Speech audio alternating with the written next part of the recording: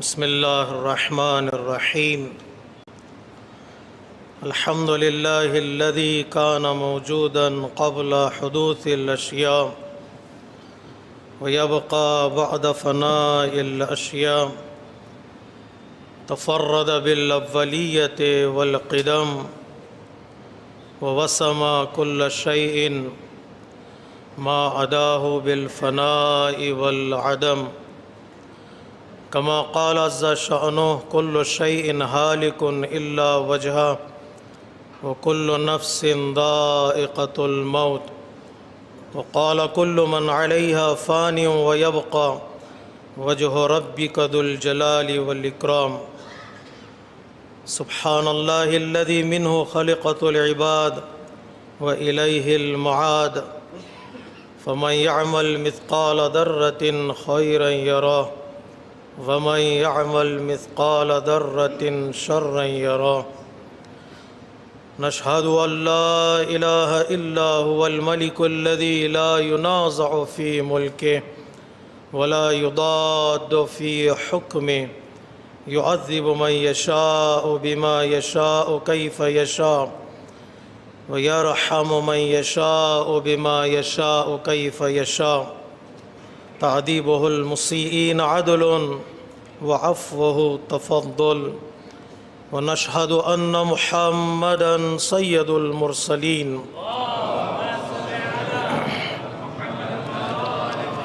خير المبشرين والمنذرين صلى الله عليه وآله الهداة المهديين.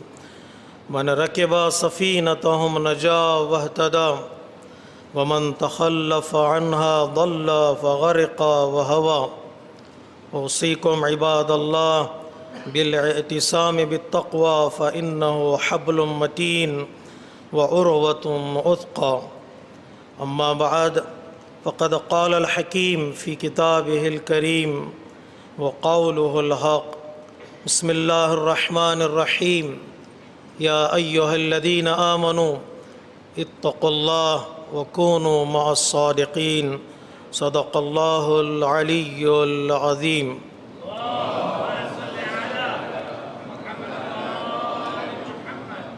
عزیزان محترم، خطبہ اول کی ابتدا میں اپنے نفس کے ساتھ ساتھ آپ تمامی حضرات کو تقوی الہی کی دعوت دیتا ہوں، اور اسی کے ساتھ ساتھ آج کے بابرکت اور باسعادت دن کی جو مشہور ہے عقد امام علی علیہ الصلاۃ والسلام و شہزادی کونین سلام اللہ علیہ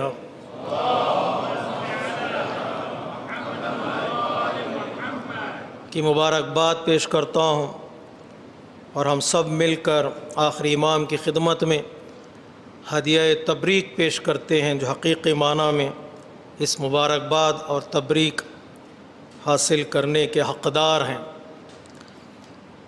یہ عقد نکاح جو مولا کائنات اور شہزادی کونین کے درمیان ہوا ہے، یہ عقد نکاح عالم بشریت اور انسانیت کے لیے رول ماڈل ہے اور اسوہ ہے کہ دو عظیم شخصیتیں جو ہر اعتبار سے عظیم ہیں، دو بڑے پرسنالٹیز جو ہر اعتبار سے بڑے ہیں، اپنی جگہ پر پیغمبر اسلام کے بعد مولا کائنات کا وجود سب سے بڑا وجود ہے، اور عالم نسوانیت میں شہزادی کونین کا وجود سب سے بڑا وجود ہے۔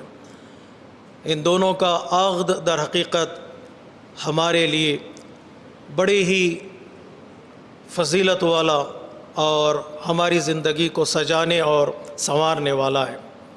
کئی چیزیں ہیں جو ہم اس عقد نکاح سے حاصل کر سکتے ہیں اپنی زندگی کے لیے اور اپنے شادی شدہ زندگی کو باقی رکھنے کے لیے اور آگے بڑھانے کے لیے۔ سب سے پہلا ادب، سب سے پہلا میسیج جو ہم اس زندگی سے لے سکتے ہیں وہ کہ اس زندگی میں ہمیں معنویت اور روحانیت نظر آتی ہے، جہاں پر دو عظیم شخصیتوں کا عقد ہونے جا رہا ہے اور خاتم النبیین کی بیٹی ہیں اور چاہتے تو کرامات کے ذریعے، معجزات کے ذریعے اعلیٰ ترین پیمانے پر اس عقد کو برقرار رکھ سکتے تھے۔ جن لوگوں نے پیغمبر اسلام کا دروازہ کھٹکھٹایا، اس وقت کے مالدار لوگوں نے، ان کے لیے پیغمبر اسلام نے نہ کہا، لیکن جب مولا کائنات پہنچے پیغمبر اسلام کی خدمت میں تو مولا کائنات کو آتا ہوا دیکھ کر یا آپ کے بزم میں بیٹھا ہوا دیکھ کر پیغمبر اسلام کی زبان پر تکبیر کی آواز بلند ہوئی، کہا اللہ اکبر، جو دعا میں کرتا تھا اور اللہ سے مانگتا تھا وہ میری دعا آج قبول ہو گئی۔ کیا دعا مانگتے تھے پیغمبر اسلام؟ وَإِنِّي قَدْ سُئِلْتُ رَبِّي أَن يُزَوِّجَكِ خَيْرَ خَلْقِهِ وَأَحَبُّهُمْ إِلَيْهِ، میں اللہ سے بارگاہ میں دعا کرتا تھا کہ پروردگار عالم میری بیٹی کے لیے بہترین انسان جو روئے زمین پر ہے وہ آئے اور وہ سوال کرے، اور جس سے ساری دنیا محبت کرتی ہے اور اللہ تبارک و تعالیٰ بھی جسے چاہتا ہے اور لوگ جسے پسند کرتے ہیں، اور وہ موقع آ گیا کہ وہ میرے گھر میں بیٹھا ہوا ہے۔ پیغمبر اسلام نے مادی زندگی کی طرف توجہ نہیں کی، مال کی طرف توجہ نہیں کی، بلکہ پیغمبر اسلام نے فضیلتوں کی طرف توجہ کی، کمالات کی طرف توجہ کی۔ جہاں پر صفات آپ نے بتائیں، ان صفات میں 3 چیزوں کی طرف آپ نے اشارہ کیا کہ میں جس شخص کو میں کا پیغام لے کر بیٹی تیرے پاس آیا ہوں، بتانا ضروری ہے کہ اپنی بچی کا نکاح، اپنی بیٹی کا نکاح کس سے ہونے جا رہا ہے۔ اگرچہ باپ کے ہاتھوں میں ولایت ہے، اتھارٹی اللہ تبارک و تعالیٰ نے دی ہے، اتھارٹی کا مطلب دباؤ نہیں ہے، اتھارٹی کا مطلب پریشر ڈالنا نہیں ہے، اتھارٹی کا مطلب اس کا مس یوز کرنا نہیں ہے، اتھارٹی کا مطلب یہ ہے کہ بڑا بن کر دکھانا ہے کہ واقعاً میں بڑا ہوں۔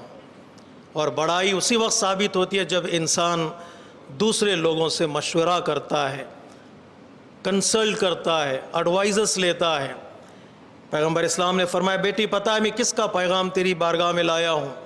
قد عرفت قرابتہ وفضلہ واسلامہ، جس کا پیغام میں تیری بارگاہ میں لایا ہوں کہ وہ تو اس کو جانتی ہے کہ وہ تیرا رشتہ دار ہے، رشتہ داری کی بنیاد پر جان پہچان ہے، اور اس کے کمالات سے تو آشنا ہے اور اس کے اسلام سے تو آشنا ہے، اس کے اندر کمالات کیا ہے، وہ کس درجے کا مسلمان ہے تم اچھی طرح اس کو جانتی ہو۔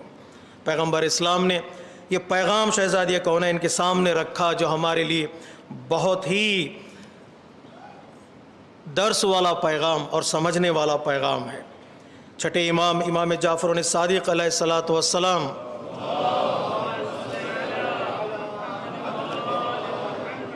مولا کائنات کو جو بعنوان کف بتاتے شہزادی کونین کے لیے، وَلَوْلَا أَنَّ اللَّهَ تَبَارَكَ وَتَعَالَى خَلَقَ عَلِيٍّ بِفَاطِمَةٍ، اگر پروردگار عالم علی کو شہزادی کونین کے لیے خلق نہ کرتا، مَا كَانَ لَهَا كُفْوٌ عَلَى دَهْرِ الْأَرْضِ مِنْ آدم وَمَنْ دُونَهُ، تو شہزادی کونین کا روئے زمین پر حضرت آدم سے لے کر اور اس کے بعد کی تمام ہستیوں میں، شخصیتوں میں کوئی شہزادی کونین کا کف نہ ہوتا۔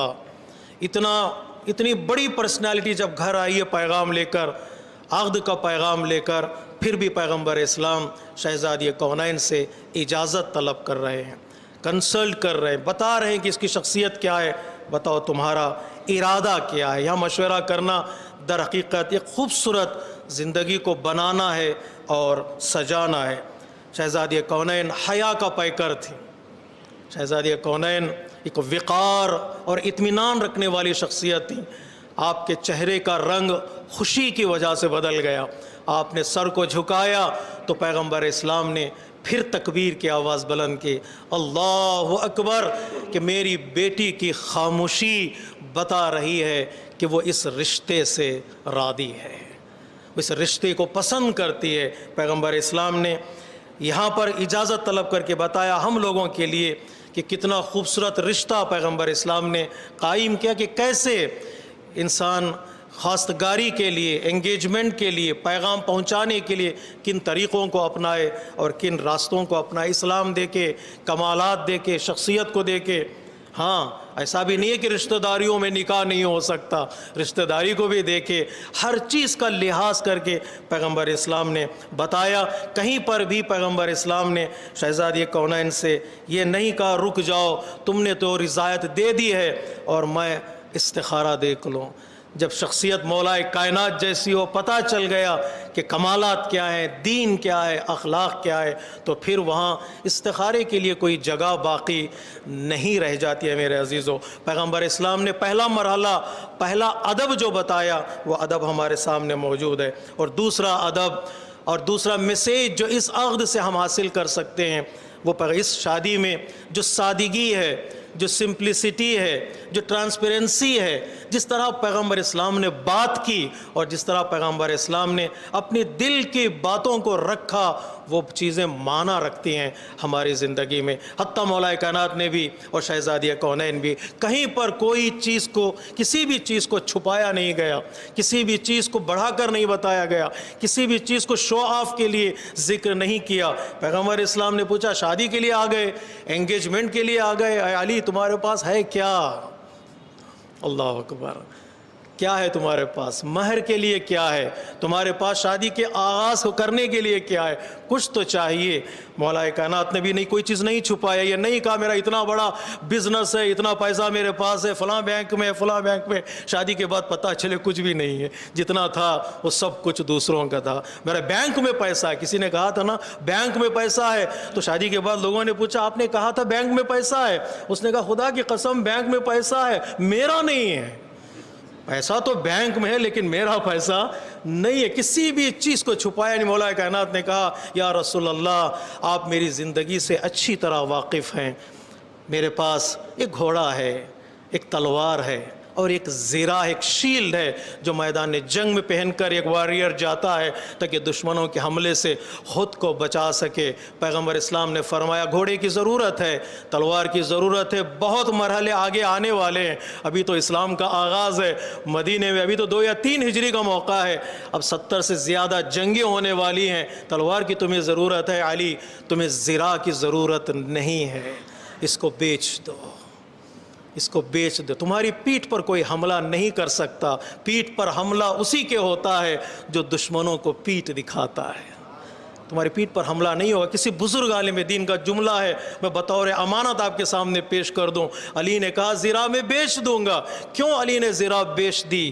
گویا یہ مولا کائنات یہ بتانا چاہ رہے ہیں جس کی زندگی میں اس کی زوجہ اور بیوی اور فاطمہ جیسے خاتون کی دعائیں ساتھ ہوں، ان کے لیے پھر زرہ کی ضرورت نہیں ہوتی ہے۔ میرے عزیزوں، میرے بزرگوں، میرے دوستوں، گھر والوں کی دعائیں ہمارے لیے شیلڈ کا کام کرتی ہیں۔ گھر والوں کی دعائیں ہمیں بلاؤں سے، مصیبتوں سے بچا لیتی ہیں۔ چھٹے امام جعفر صادق علیہ السلام فرماتے ہیں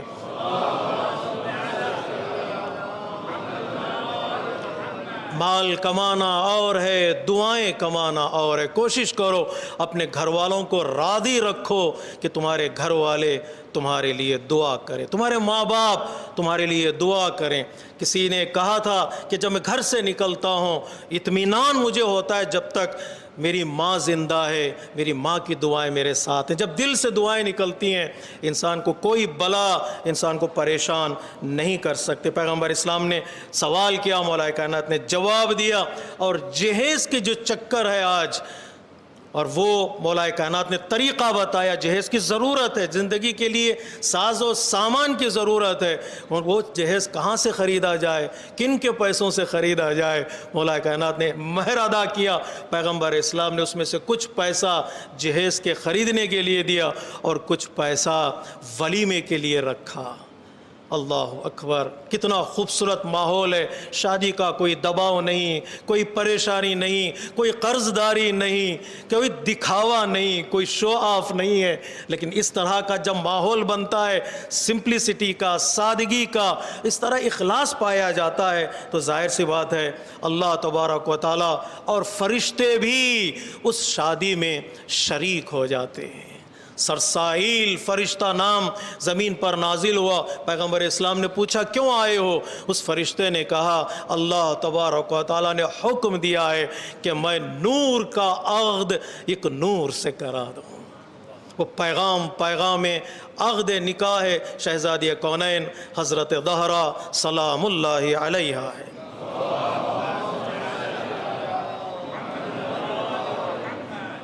جب اللہ اور اللہ کے فرشتے بھی اس عقد نکاح میں شریک ہو جاتے ہیں، اس عقد نکاح میں جہاں سنسیئرٹی پائی جاتی ہے، جہاں اللہ کے احکام کی پابندی کی جاتی ہے، اس لیے ہمارے علماء کرام نے روایتوں کو کلیکٹ کیا ہے، جمع کرنے کے بعد بتایا زمین پر عقد نکاح ہونے سے پہلے ان دو شخصیتوں کا عقد نکاح آسمان پر پڑھایا گیا ہے.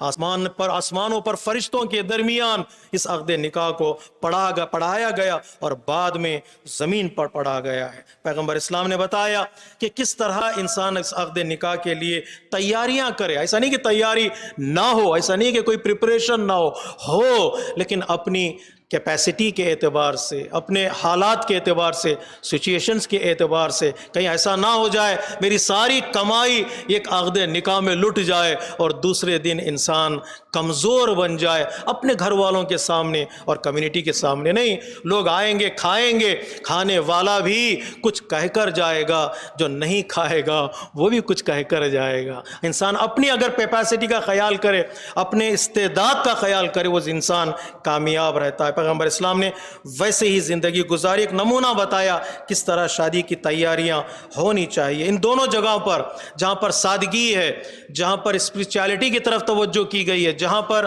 امکانات کی طرف توجہ کی گئی ہے، وہاں پر دعاؤں کا سہارا لیا. انگیجمنٹ کے موقع پر دعا، عقد نکاح کے موقع پر دعا اور آخری رخصت کے موقع پر دعا. ایک باپ کا فریضہ بنتا ہے، ایک ماں کا فریضہ بنتا ہے کہ وہ بچوں کے لیے دعا کرے. اللہ کی بارگاہ میں دعائیں قبول ہوتی ہیں. عقد نکاح کے موقع پر دعائیں قبول ہوتی ہیں، مناجاتیں قبول ہوتی ہیں. انسان خود دعا کرے، جو نکاح میں شریک ہو رہے ہیں وہ لوگ دعا کریں ان کے لیے، اور ماں باپ بھی ان کے لیے دعا کرے. پیغمبر اسلام نے اپنی دعاؤں کو بلند کیا رخصتی کے موقع پر. یا علی بارک اللہ لک فی ابنت رسول اللہ، اے علی یہ رشتہ تمہارے لیے مبارک کرے اللہ کہ تم نے رسول کی بیٹی سے اپنے رشتے کو جوڑا ہے. کتنا خوبصورت یہ میسیج ہے، جملہ خود کتنا خوبصورت ہے. یا علی نعم الزوجہ فاطمہ، فاطمہ کتنی بہترین زوجہ ہے اور بیوی ہے تمہارے لیے. یا فاطمہ نعم البعل علی، اے فاطمہ کتنا خوبصورت اور کتنا مددگار اور کتنا اچھا شوہر ہے علی تمہارے لیے. اے فاطمہ گھبراؤ نہیں. ظاہر سی بات ہے کچھ لوگ جب انہوں نے دیکھا کہ فاطمہ زہرا کا عقد نکاح مولا کائنات سے ہو رہا ہے، ظاہری طور پر دنیا والے وہی دیکھتے ہیں ان کے پاس پیسہ کتنا ہے، ان کے پاس جائیداد کتنی ہے، ان کے پاس کتنی پراپرٹی ہے. اس کا مطلب یہ نہیں کہ مولا کائنات کے پاس پیسہ نہیں تھا، آپ کے پاس کوئی فیسلٹیز نہیں تھے. نہیں، مولا کماتے تھے لیکن اپنے پاس رکھتے نہیں تھے. دو تصور ضروری ہے. یہ نہیں کہ مولا کائنات فقیر تھے. کچھ لوگوں نے سوشل میڈیا پہ چلایا ہوا ہے کہ علی فقیر تھے تو کسی نے اور کچھ دے دیا، کسی نے کچھ اور دے دیا. نہیں، فقیر نہیں تھے، محنت کرتے تھے، مزدوری کرتے تھے، کماتے تھے، حاصل کرتے تھے، لیکن رکھتے اپنے پاس نہیں تھے. کچھ لوگ آتے سوال کرتے، یہ گھرانہ سخاوت مندوں کا گھرانہ ہے، یہ گھرانہ عطا کرنے والوں کا گھرانہ ہے. مولا کائنات عطا کرتے تھے، لیکن مولا کائنات کی جب عقد کا موقع آیا تو ظاہر سی بات ہے مدینے کی عورتوں نے کہنا شروع کیا. حتیٰ شہزادی کونین کے پاس آ کر انہوں نے کہا، عورتوں نے کہا، یہ حالات بگاڑ دیتے ہیں. کچھ لوگوں کے انگوٹھے اٹھتے ہیں، کچھ لوگوں کے انگوٹھے جو جھکتے ہیں یہ پرابلمز کریٹ کرتے ہیں. اے فاطمہ پتہ ہے تمہارے بابا نے تمہارا نکاح کس انسان سے کر دیا ہے؟ کس سے کر دیا؟ اس کے پاس تو رہنے کے لیے گھر نہیں ہے، زندگی گزارنے کے لیے کوئی پیسہ نہیں ہے. یا آج کے زمانوں میں اس کے پاس وہ خالی ہاتھ ہے. اس کا نکاح اس سے تمہارا نکاح معین کیا ہے. شہزادی کونین کی یہ باتیں جب پیغمبر اسلام نے سنی تو پیغمبر اسلام نے فرمایا، اے فاطمہ میں نے اس شخص سے تیرا نکاح کروایا ہے جو سب سے زیادہ علم رکھنے والا ہے، جو سب سے زیادہ حلم رکھنے والا ہے، جو سب سے زیادہ شجاعت رکھنے والا ہے. جب علم ہو، حلم ہو، شجاعت ہو، وہاں پیسے کی ضرورت نہیں ہے، پیسہ خود بخود چلا آتا ہے۔ کیا معیار دیا پیغمبر اسلام نے دنیا والوں کو۔ اے فاطمہ، اے علی، یہ جو میری بیٹی ہے یہ تیرے حوالے ہے، یہ امانت ہے، ودیعتی۔ اللہ اکبر۔ اے علی، تیرے ہاتھوں میں میری بیٹی امانت ہے، امانت ہے۔ ٹارچر کرنا، اس کو پریشان کرنا، ابیوز کرنا، اس کی ڈسریسپیکٹ کرنے کا حق تمہیں نہیں ہے۔ امانت میں ذرہ برابر خیانت کا سوال اللہ تبارک و تعالیٰ کرتا ہے۔ یہ تمہارے ہاتھوں میں امانت ہے۔ اور مولا کائنات نے ہی فرمایا جب شہزادی کونین کو قبر میں لٹایا، یا رسول اللہ، آپ کی امانت میرے ہاتھ میں تھی، میں آپ کی طرف لوٹا رہا ہوں۔ جب تک میرے گھر میں رہی سالم رہی، لیکن ظالموں نے پسلیاں توڑ دی ہیں۔ کیا ہوا آپ ان سے پوچھ لیجئے گا، یہ امانت ہے۔ اور اے فاطمہ، بہترین انسان کو میں نے تمہارے حوالے کیا ہے جو علی کی صورت میں ہے۔ اللہم لک ولیا بک حفیہ وبارک لہ فی اہلہ۔ یہ ولی ہے، تجھے چاہنے والا، تجھے دوست رکھنے والا، محبت کرنے والا۔ پروردگار اس شادی کو، اس جوڑے کو بابرکت قرار دے۔ جو یہ نئی زندگی شروع کرنے جا رہے ہیں، ان کی زندگی میں برکتیں عطا کر۔ یہیں سے برکتیں شروع ہوتی ہیں، یہیں سے برکتوں کا آغاز ہوتا ہے، میریکلز کا آغاز ہوتا ہے یہاں پر، جب انسان ایسا ماحول کریٹ کرتا ہے جو اللہ کی رضا کا ماحول ہو، اللہ کی پسند کا ماحول ہو۔ پیغمبر اسلام نے کہا، جائے علی، ایک گوسفند ذبح کرو ولیمے کے لیے، ایک بکرا ذبح کرو۔ تو لوگوں کو بلایا جائے، ایک بکرے میں کتنے لوگ کھائیں گے؟ 10 لوگ، 20 لوگ؟ کھانے والے لوگ تو 4 لوگ بھی ایک بکرا کھا جاتے ہیں، کتنے لوگ کھائیں گے؟ بلا کے لے آؤ، کچھ لوگوں کو، رشتہ داروں کو، دوستوں کو بلاؤ۔ روایت کہتی ہے مولا کائنات مسجد پہنچے، مسجد بھری ہوئی تھی نمازیوں سے۔ اللہ آپ لوگوں کو سلامت رکھے جی۔ مسجد بھری ہوئی تھی، مولا کائنات کس کو بلائیں؟ مولا کائنات نے چہروں کو دیکھا، چہروں کو دیکھا، کس کو بلائیں؟ اس کو بلائیں تو وہ چھوٹ جائے گا، اس کو بلائیں تو یہ چھوٹ جائے گا۔ مولا کائنات ایک بلندی پر کھڑے ہوئے، اور کھڑے ہونے کے بعد کہا، آپ سب پیغمبر اسلام کے گھر تشریف لائیے، آج عقد فاطمہ کا ولیمہ ہے۔ سب کو تو بلا لیا، گھر آئے، آنکھوں میں آنسو ہیں، پیغمبر اسلام کے قریب پہنچے، یا رسول اللہ کیا انتظامات ہیں؟ کہ یہ انتظامات ہو گئے، کچھ اصحاب نے ساتھ دیا، کچھ دوستوں نے ساتھ دیا، انتظامات ہو گئے ولیمہ کے۔ کتنے لوگوں کو بلایا علی؟ یا رسول اللہ شرم آئی کہ میں لوگوں کو گن پاؤں، جتنے لوگ مسجد میں تھے میں نے سب کو بلا لیا ہے۔ پیغمبر اسلام نے فرمایا، گھبراؤ نہیں، اس کھانے کی ذمہ داری میری ہے۔ جب لوگ آئے، دسترخوان پر بیٹھے، ایک گوسفند ذبح کیا گیا تھا۔ پیغمبر اسلام اپنے ہاتھوں سے ان دیگوں سے کھانا نکالتے گئے، لوگوں کو کھلاتے گئے۔ تاریخ کہتی ہے جتنے لوگ آئے تھے سب سیراب ہو کر گئے، پھر بھی کھانا بچ گیا تھا۔ جب اللہ کے راستے میں انسان قدم آگے بڑھاتا ہے، یوں اللہ برکتیں ان پر نازل کرتا ہے۔ یہاں سے برکتوں کا سلسلہ شروع ہو جاتا ہے، اور جو نسل آگے بڑھتی ہے وہ نسل لولو و مرجان کہلاتی ہے۔ کوئی حسن کی صورت میں، کوئی حسین کی صورت میں، نہ تنہا فضائل میں برکتیں ہیں، نہ تنہا زندگی میں برکتیں ہیں، نہ تنہا ان کے کمالات میں برکتیں ہیں، آج بھی پردہ غیب میں رہنے والا ایک فرزند فخر کے ساتھ کہہ رہا ہے کہ میں فاطمہ سلام اللہ علیہا کا بیٹا ہوں۔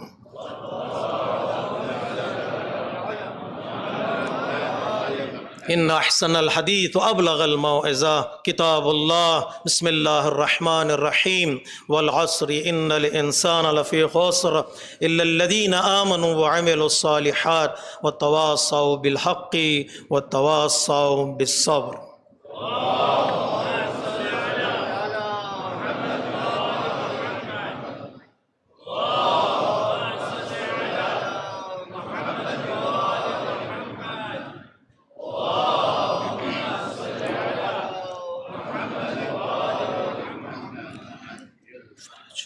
بسم اللہ الرحمن الرحیم، الحمد للہ الذی لا الہ الا هو الحلیم الکریم غافر الذنب وقابل التوب وهو الغفور الرحیم، سبحان من سبقت رحمته غضبه وبسط الیدین بالرحمہ۔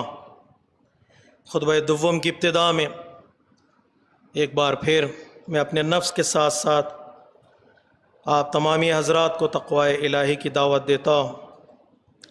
ماہ ذی الحجہ کا آغاز ہو چکا ہے۔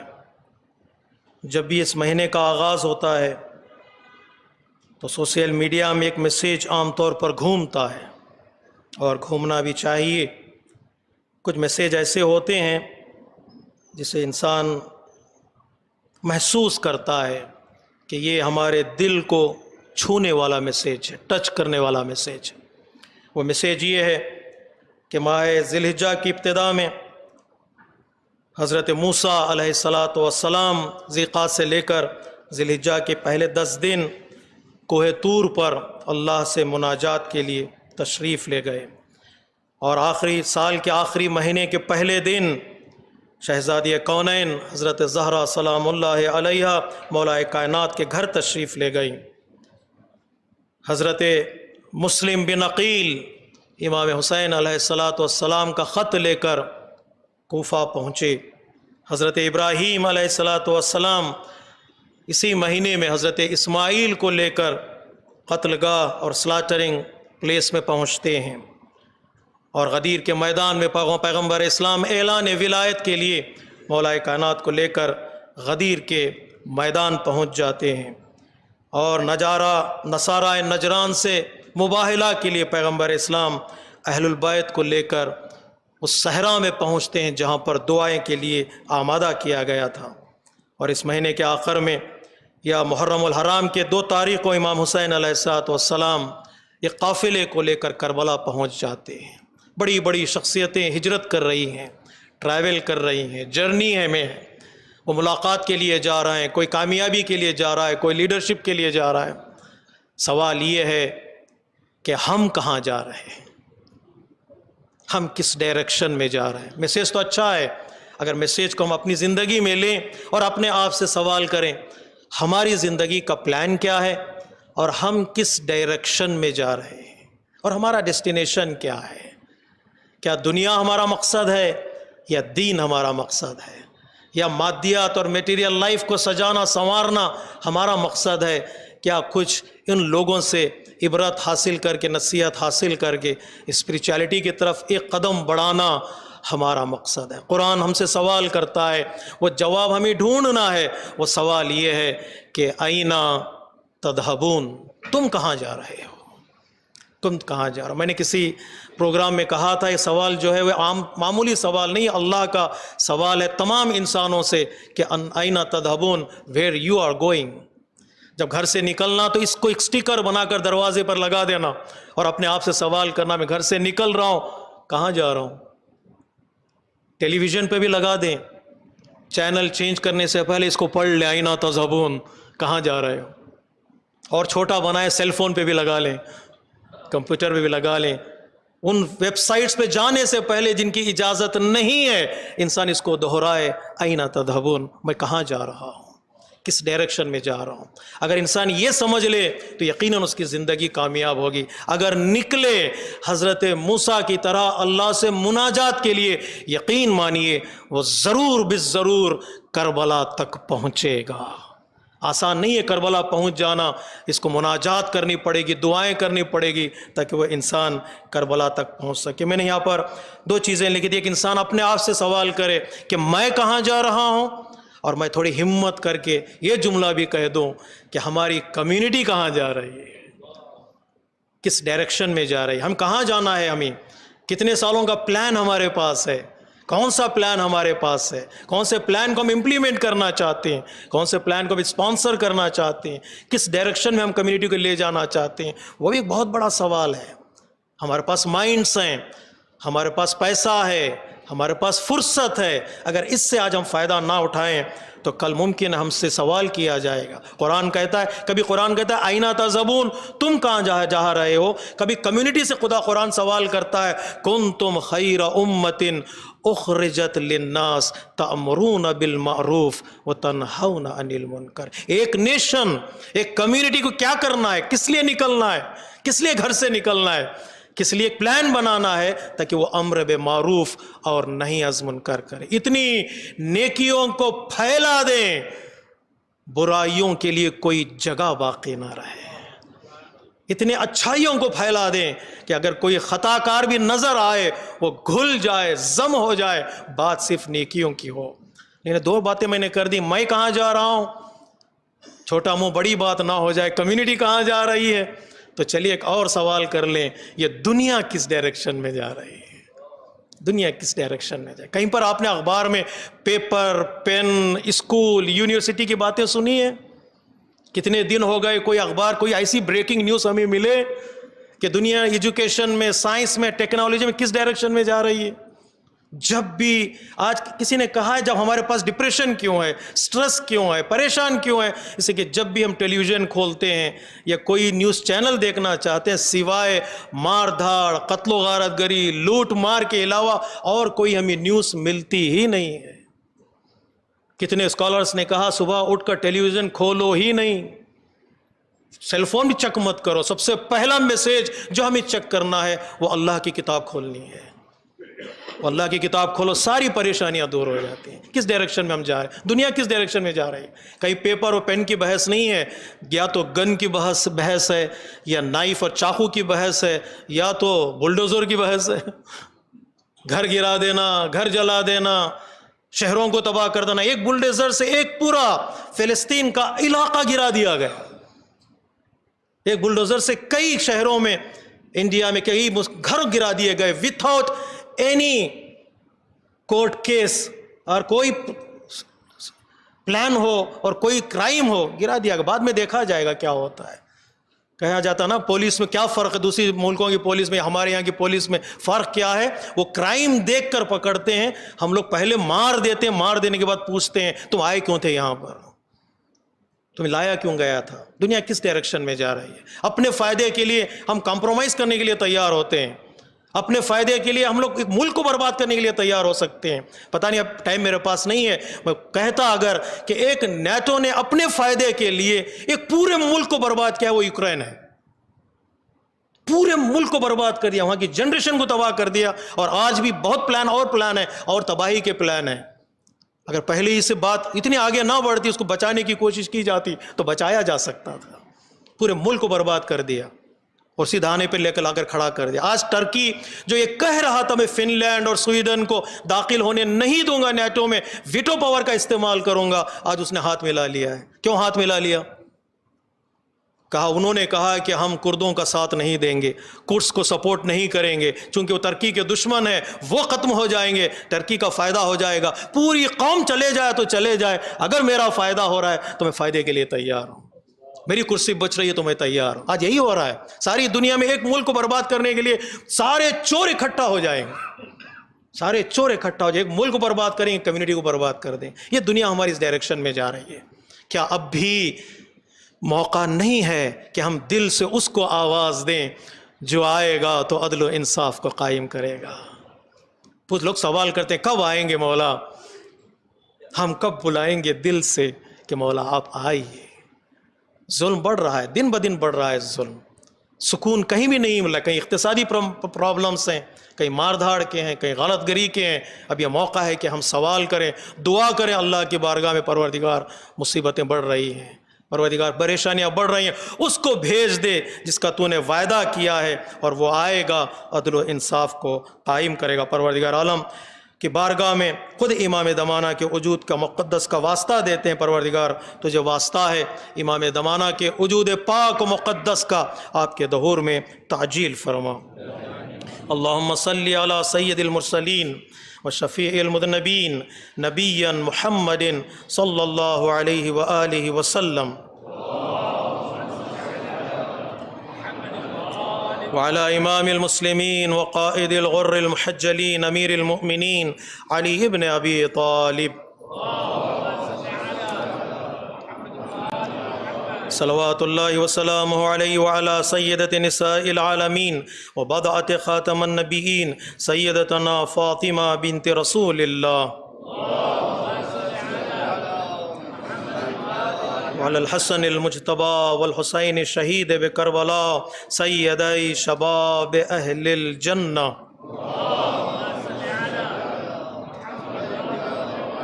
وعلى علي بن الحسين ومحمد بن علي وجعفر بن محمد وموسى بن جعفر وعلي بن موسى ومحمد بن علي وعلي بن محمد والحسن بن علي عليهم الصلاة والسلام.